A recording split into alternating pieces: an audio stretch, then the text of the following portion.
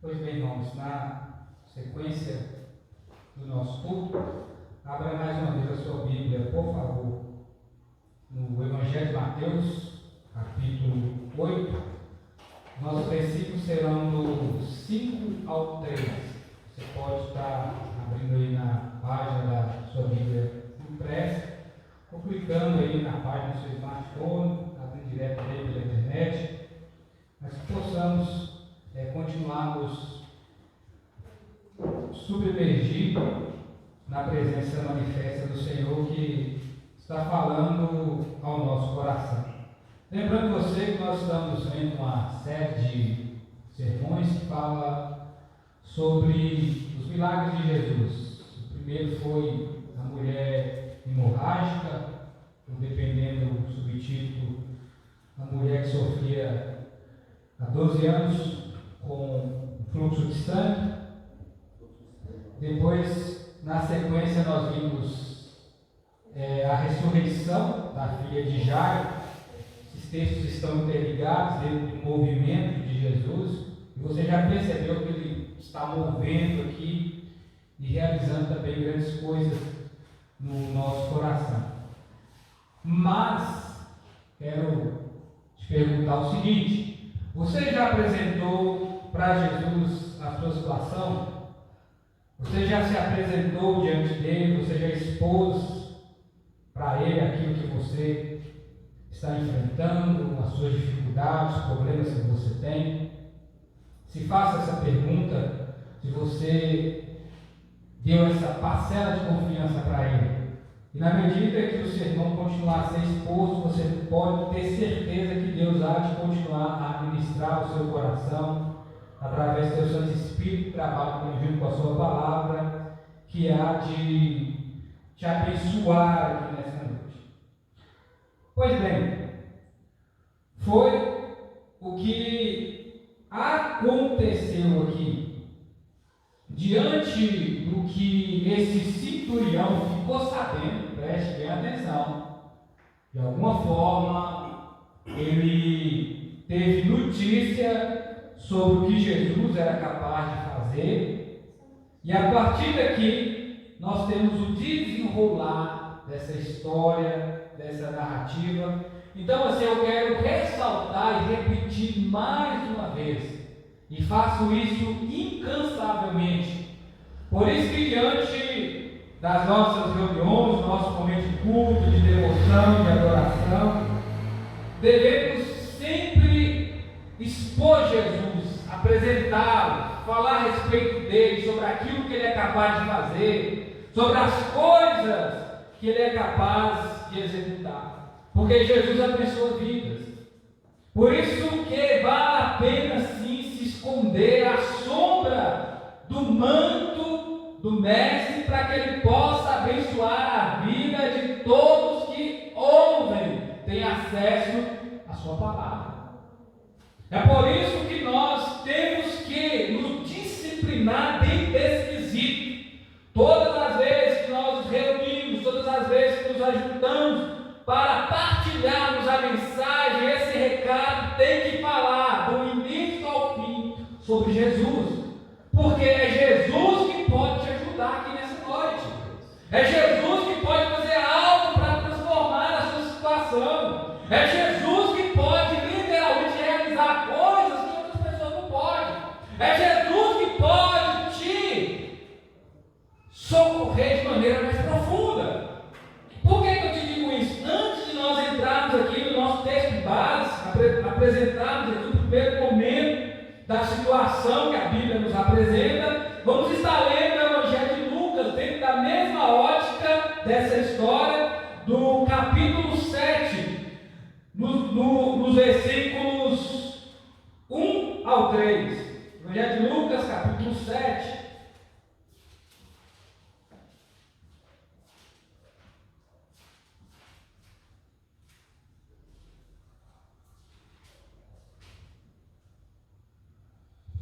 A cura do servo de um centurião. Tendo Jesus concluído todas as suas palavras dirigidas ao povo, entrou em Cafarnaum.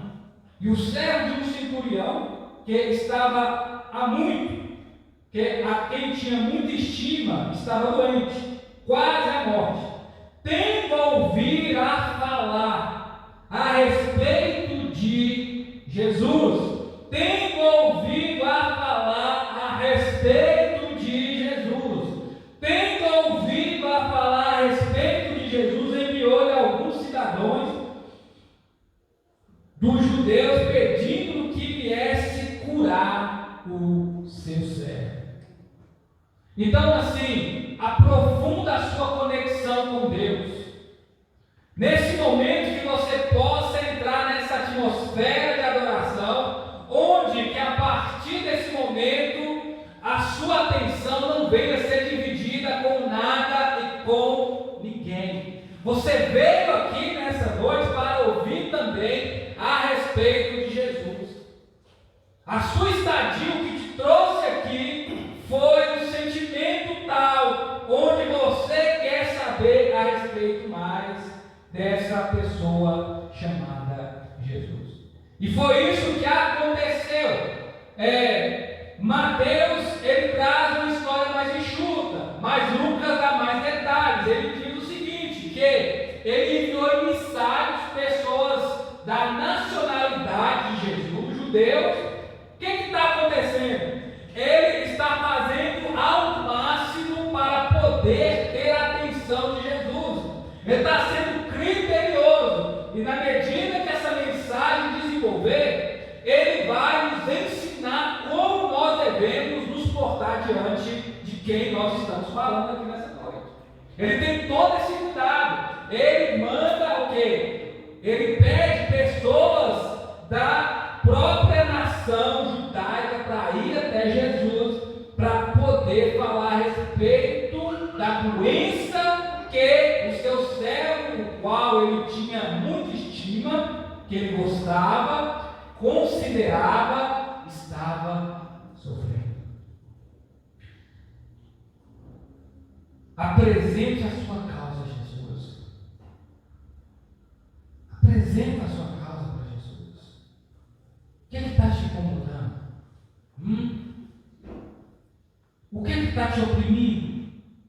Talvez você está aqui doente também, talvez você está preocupado, preocupada com alguém, mas apresente essa situação a Jesus. Implore pela ajuda de Jesus com insistência e fé. Implore pela ajuda de Jesus aqui nessa noite, isso mesmo, você, meu irmão, minha irmã, ouvintes que aqui estão, mas com insistência, com perseverança e fé. Isto é, não desista. Diante do primeiro desafio, diante da primeira circunstância, diante do primeiro obstáculo, não importa também se é o oitavo, se é o nono, se é o décimo, eu te aconselho, eu te digo, não desista. Nessa hora, eu incentivo a você, mediante a autoridade da palavra do Senhor, não desista, não desista, não retroceda, insista com fé, persevere pela ajuda de Jesus. Versículos do 5 ao 10. No Evangelho de Mateus, a cura do criado de um centurião. Tendo Jesus entrado em Cafarnaum, apresentou-se no centurião, implorando: Senhor, o meu criado já em casa de cama, paralítico, sofrendo horrivelmente. Jesus lhe disse: eu irei curá-lo. Mas o centurião respondeu: Senhor, não sou digno que entres em minha casa, mas apenas manda uma palavra, e o meu rapaz será curado. Pois também sou homem sujeito à autoridade, tenho soldados, as minhas ordens dizem: a este vai, ele vai, a outro vem, ele vem, e ao meu servo faz isso, ele faz. Ouvindo isso, admirou-se. Jesus disse aos que seguiam: em verdade vos digo, que nem mesmo em Israel achei fé como essa. Então,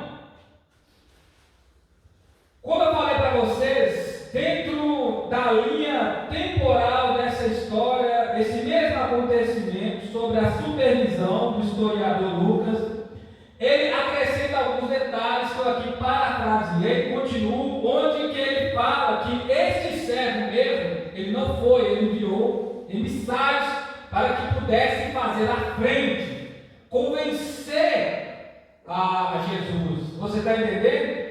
Foi mais ou menos igual àquela ideia de Jacó, quando ele se encontrar novamente com o seu irmão Esaú.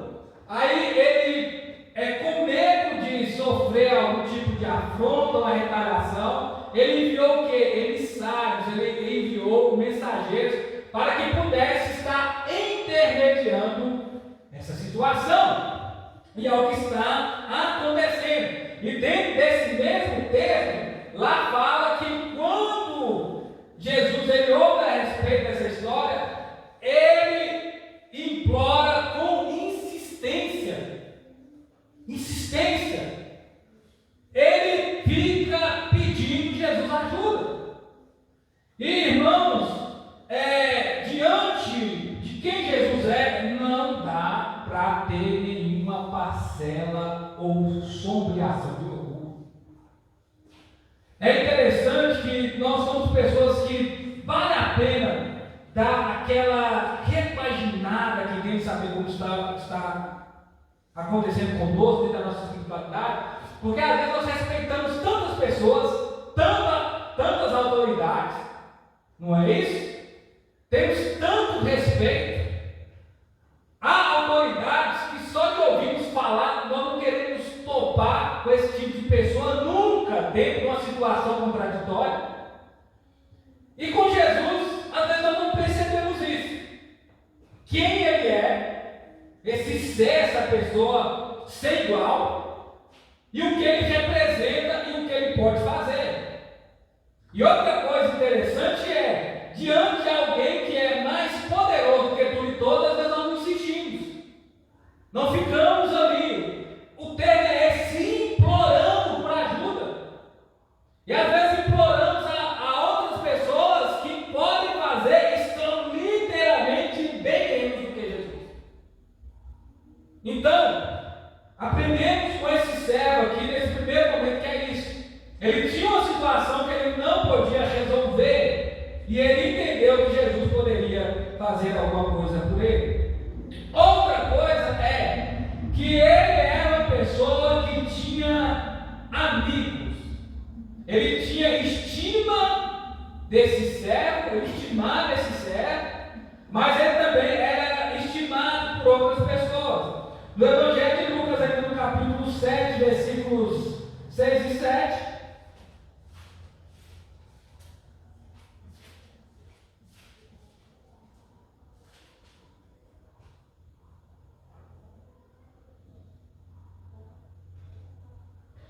Então Jesus foi com ele. Já perto da casa, o centurião enviou amigos para dizer: Senhor, não te incomode, porque não sou digno de entrar na minha casa.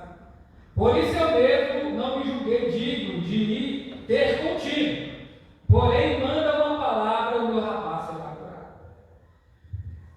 Irmãos, aí você continua comigo aqui, e no versículo 4, este chegando-se a Jesus com ênfase, de suplicava, dizendo: Ele é digno que lhe faça isso, porque é amigo do nosso povo, ele mesmo nos edificou a sinagoga. Daqui nós estamos tendo mais informação sobre quem esse homem era. Ele era uma pessoa caridosa. Provavelmente, claro, dá para pressupor com assim, veracidade, que ele era um centurião romano. Ele tinha outros deuses, mas ele valorizava o Deus dos judeus. Então ele era alguém que era bem visto pelo próprio povo de Jesus. Inclusive ele ajudou a construir um local de adoração, uma sinagoga. Havia lá o templo, mas as sinagogas dos judeus seriam como os nossos templos aqui, os locais onde a igreja do Senhor reúne e adora o Criador. Não é isso? Não há pessoas assim que ajudam a construir esse tipo de local para que possamos nos reunir e celebrar ao Senhor. Então eles vêm e dizem: ó, faça isso por ele é amigo do nosso povo, foi ele que construiu a nossa sinagoga, onde que a leitura é feita ali no sábado, onde que nós estudamos a lei. E aí está falando, ele se antecipa que ele vai até Jesus, e ele, entendendo quem ele era, o cara que construía a sinagoga, ele era o quê? Um centurião romano de autoridade, que tinha no mínimo ali 100 soldados à sua disposição para ele comandar uma frota razoável, um posto, entendeu? Um posto ali de alta patente. Ele era amigo do povo de Jesus, ele não era inimigo, ele não era mal visto às vezes como outros romanos. E aqui ele é apresentado como um homem de dignidade. Então, é assim que ele se apresenta diante de Jesus, ele se apoia aqui nessas características apresentadas dele, sobre ele, um homem piedoso, um homem amigo do povo de Jesus, o homem que construiu uma sinagoga. O texto não informa, mas quem sabe tudo ali foi ele que investiu. Não. Esse homem, apesar de apresentado como uma pessoa digna, ele se julgava indigno. Melhor dizendo, irmãos, sendo literal, direto e enfático, claro, ele se julgava um pecador. É isso, essa é a afirmação. Para ficar bem claro para nós, para fugirmos um pouquinho do romantismo do texto. Ele se julgava uma pessoa pecadora, uma pessoa que se julga indigna de estar diante da presença de Jesus, é uma pessoa que reconhece que ela não merecia estar ali, que ela não merece nada da parte de Jesus, que Jesus não tem obrigação de fazer nada por ela, porque ela é falha, ela é pecadora. Foi o que houve com Pedro, quando ele viu que Jesus era capaz de fazer, o que ele falou? Afasta de mim, Senhor, porque sou homem pecador. Em momento algum aqui, ele se apega nesses adereços. Mas pelo contrário, ele se humilha tanto, que ele diz: Senhor, eu reconheço um homem de autoridade quando eu vejo. Eu reconheço. Eu tenho soldados, eu digo para este vai, ele vai, eu digo para esse vem, ele vem. Eu tenho servos, eu mando eles fazer isso, e eles fazem. Eu reconheço um homem de autoridade quando eu vejo. Ele reconheceu tanta autoridade de Jesus, que ele viu que a autoridade de Jesus era maior que a dele. Ele poderia pressionar Jesus ali, não poderia? Mandar uma comitiva, ele poderia apresentar dentro do orgulho da síndrome de Naamã, não é? Chegar ali, eu achei que ele ia me receber assim, não, ele falava: não vem aqui não, não entra aqui no meu ambiente não, porque eu sou uma pessoa pecadora. E é isso que nós somos, irmãos. Às vezes nós somos apresentáveis aqui, não somos, mas a gente sabe quem nós somos dentro da nossa casa. Nós sabemos quem nós somos dentro do nosso coração. Nós sabemos quem nós somos dentro do profundo do nosso íntimo. E aí é interessante que Jesus disse: eu não vi uma fé como essa em Israel. Uma palavra que Jesus liberar basta para te abençoar. Uma palavra que Jesus liberar basta, ela é poderosa para mudar a sua situação. Uma palavra que Jesus liberar basta, acabou o seu problema.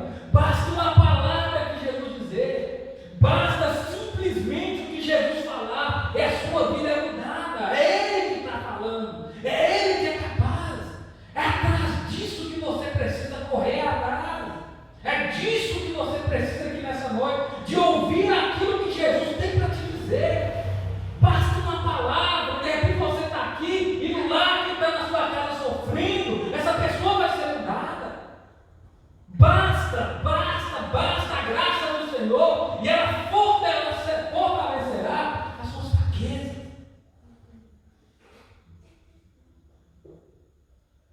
Irmãos, ele não se apegou no seu testemunho histórico, ele não se apoiou na sua autoridade, ele não se gloriou nesses aparatos, mas pelo contrário, ele teve fé.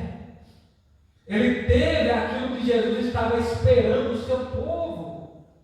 E é interessante que Jesus admirou a fé dele. Eu não vi essa fé em Israel, eu encontro ela aqui fora da curva. Eu vejo essa fé em um homem gentil. Uma fé que eu aguardava daqueles que são da minha nação. E é por isso que nessa noite, diante de tudo que às vezes você está vivendo, diante de tudo que você venha saber que Jesus é capaz de fazer, mas qual é a fé que você está tendo aqui nessa noite? Qual é o tipo de fé que Jesus está enxergando dentro do seu coração? Qual é a fé que Jesus está vendo aqui que você está liberando? A fé que você precisa ter é uma fé que agrada a Jesus. É uma fé agradável a Ele. Essa é a fé que você precisa liberar. Jesus tem que achar essa fé em você. Ele não tem que achar essa fé lá fora. Ele não tem que achar aquela fé ali ou lá. Ele tem que ver essa fé em você, como ele viu no centurião. É essa fé que agrada a Jesus. Uma fé tal, a ponto de simplesmente ele dizer algo e aquilo se concretizar. Jesus tem que achar uma fé verdadeira dentro do seu coração. Uma fé verdadeira. Implore pela ajuda de Jesus e garanta o seu lugar à mesa. Versículos do 11 ao 14. Digo-vos que muitos virão do Oriente e do Ocidente, tomarão lugar à mesa com Abraão, Isaque e Jacó no reino de Deus. Ao passo que os filhos do reino serão lançados para fora das trevas, ali haverá choro e ranger de depressão. Jesus, pegando o gancho dessa fé demonstrada pelo centurião, ele aproveita para fazer uma ilustração sobre o juízo. Ele usa aqui como exemplo 3 personagens patriarcais que deram origem ao povo judeu para dizer: muitos que pertencem a esse reino serão lançados para as trevas exteriores, para baixo, para aquela negatividade de tudo. E ele fala: ali haverá ranger de dente, sofrimento eterno. Ele está falando sobre o Guiena, lugar de tormento, o inferno. E aí ele está falando, ao passo que viram pessoas do Oriente e do Ocidente, quer dizer, Deus chamará outros para preencher a mesa. O lugar, a mesa reservado para aqueles que fazem parte do reino. Você tem que garantir o seu lugar no reino. É interessante que a chave aqui do centurião, a fé do centurião, nesse momento, é como uma chave, abrindo essa porta, descortinando esse ambiente, mostrando esse lugar de comunhão, essa mesa, falando a respeito da presença de Jesus. Quem estará ali com essas figuras importantes? Juntamente aquelas pessoas que tiveram fé. Para falar sobre Abraão, dispensa apresentações. Abraão foi o pai da fé. Você tem que ter uma fé inspiradora. Você tem que ter uma fé realmente que traz a atenção de Jesus para você. Você precisa desenvolver essa fé. E essa fé é sabendo sobre a palavra de Deus. Porque o que houve foi o quê? Que o centurião, ele ouviu sobre Jesus. E onde você ouve sobre Jesus? Você ouve, você sabe, você tem acesso a Jesus através da sua palavra. Tome seu lugar à mesa, apresente-se diante do Senhor com confiança, ousadia e intrepidez, porque muitas pessoas sofrerão a vergonha, mais do que sofrimento eterno. Entre outras coisas, é a questão da condição de reprovados, pecadores que não foram regenerados, indignos. Olha, pastor, mas então onde que eu encontro dignidade? Em Cristo. A dignidade que você e eu precisamos, ela vem de Jesus. Jesus nos torna aptos, Jesus somos dignos de estar na mesa de Deus. Com Jesus sentamos à mesa. Com Jesus estamos ali junto com os outros que fazem parte do reino de Deus. Nós não podemos fazer parte do sofrimento eterno. Irmãos, nós não podemos estar fazendo parte do sofrimento eterno, pelo contrário. Nós temos que ter acesso à vida eterna, o privilégio da mesa, o lugar ao lado de Jesus. Busque estar ao lado de Jesus. Para isso tem que ter fé. Tome o seu lugar de honra, a honra que Jesus nos deu de estar ao seu lado. Jesus, Ele quer que você tenha lugar ao lado dele à mesa. A pergunta é: você quer? Porque ao passo daqueles que não querem, enfrentarão condenação eterna. Versículo 13. Então Jesus disse ao centurião: vá, que seja feito conforme a tua fé. Naquela mesma hora o cego foi curado. Implore pela ajuda de Jesus e tudo será feito conforme a sua fé. Implore com insistência pela ajuda, pelo socorro de Jesus, tudo será feito conforme a nossa fé. Melhor do que ter autoridade política, autoridade bélica, autoridade patriarcal, autoridade monarca, autoridade entre o povo, as comunidades, influência digital. Melhor do que todos esses aparatos que os seres humanos têm, melhor do que tudo isso é ter fé em Jesus. Isso está além de tudo isso. Ter fé em Jesus, nós vemos coisas que são impossíveis de acontecer na hora, no tempo dele, no tempo do Senhor. Por que, meus irmãos? Mais uma vez, o termo aqui, na hora, é o mesmo que instantâneo. Aquilo que Jesus fala acontece, aquilo que Jesus diz se torna realidade. Qual é o milagre que você está precisando aqui nessa noite? O que Jesus tem que fazer? Você tenha fé, vai ser feito conforme a sua fé. Se você não tem fé, peça a Ele ajuda, que Ele aflore essa fé. Peça a Ele socorro, porque fé é um dom de Deus. Está disponível a todos aqueles que creem em Jesus. Você pode ter acesso a esse presente, a esse benefício. Não volte para a sua casa decepcionado ou decepcionada. Confie em Jesus, literalmente, totalmente, sem reservas. Consolide essa fé aqui, de uma vez por todas. Aguarde o que Jesus pode fazer. Nada que temos ou somos ou possuímos ou adquirimos se compara a ter fé em Jesus. Jesus, Ele é o autor e consumador da nossa fé. Fomos transformados pelo poder do Evangelho do madeiro, ou seja, da cruz, o poder para salvar a todos, porque tivemos fé no que nós ouvimos. A fé vem por ouvir a palavra de Deus. Sem fé é impossível agradar a Deus. A fé desse centurião agradou a Jesus, agradou a Deus. Talvez você está aí se esperneando, se sacrificando, tentando agradar a Deus. Como eu posso agradar a Deus? Como eu posso cultuar de forma agradável? Pela fé. Pela fé, cremos que tudo que passou a existir veio pela palavra de Deus. Meus irmãos, sem fé é impossível se aproximar de Deus, porque todos que aproximam de Deus pela fé, creem que Ele é galardoador, Ele é presenteador de todos aqueles que o buscam. Foi isso que aconteceu.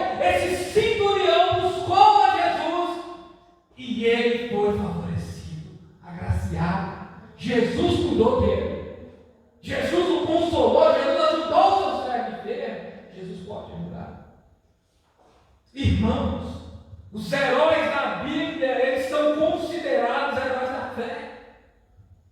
O justo viverá pela fé. Você que foi justificado em Cristo, é pela fé que você tem que viver. Pela fé no Filho do Homem. Não vivemos por vista, não vivemos por aquilo que nós ouvimos no secularismo. Vivemos literalmente pela fé. Pela fé. E nesse mundo, irmãos, ocular nos dias de hoje, imediatista, mais do que nunca, Deus está chamando a sua igreja, no meio de toda essa movimentação ou fermentação, entendeu? Ou desenvolvimento do Evangelho, para ter fé. O povo de Deus vive pela fé, porque sem fé é impossível agradar a Deus. O justo vive pela fé, e se ele retrocede, Deus não tem prazer nessa pessoa. Então, se você quer nessa noite, entendeu? Agradar a Jesus, você tem que ter fé nele. Então, feche os seus olhos, curva a sua cabeça. Pense agora nessa hora. O que realmente você fala? Isso aqui literalmente é fé, é como mover as montanhas. Isso aqui está fora do meu alcance. Isso aqui ninguém mais pode fazer alguma coisa. O diagnóstico já foi dado. Já corri atrás disso aqui. Isso está pendurado há anos. O quanto eu preciso disso aqui. E de repente Jesus está dizendo: você precisa nessa noite muito mais do que tudo que vem te auxiliando, te causando. Agora é ter fé para você se firmar de uma vez por todas e ter acesso, de repente, ao milagre, à bênção, aquilo que Deus quer fazer com a vontade dele. Pai bondoso, te agradecemos por esta palavra. Ó Deus, mais um sermão falou a respeito dos seus milagres, os efeitos que eles têm sobre a nossa vida de forma aplicável no dia de hoje. Deus querido, nós sabemos que o Senhor é o mesmo. Não há sombra de variação em ti. O Senhor não é dúbio, o Senhor é exato. Então é por isso, ó Pai, se de repente há alguma coisa aqui que é algo da parte da intervenção do Senhor, e se o Senhor precisa fazer, assim seja. Pai, é claro que a nossa fé nunca é suficiente. Somos pessoas de fé pequena. Somos homens, mulheres, ó Deus, como o Senhor mesmo fala de maneira escancarada. Somos tímidos, pessoas de pequena fé. Mas o Senhor pode, Pai, aumentar a nossa fé. E se de repente, ó Deus, alguma coisa aflorou, uma tensão aumentou, ó Deus, a pressão, o calor subiu, é para que a fé venha se destacar e se aumentar. Porque quanto maior o problema, mais fé podemos ter. E, ó Pai, o Senhor aí que atravessa tudo e todos para nos abençoar. Se assim o Senhor quiser. Então, Pai, abençoa o teu povo. E realmente possamos ter fé, tanto em tempos, ó Deus, de bonança, como em momentos de tribulação também. Nos leve em paz, como o Senhor nos trouxe, no nome de Jesus. Amém.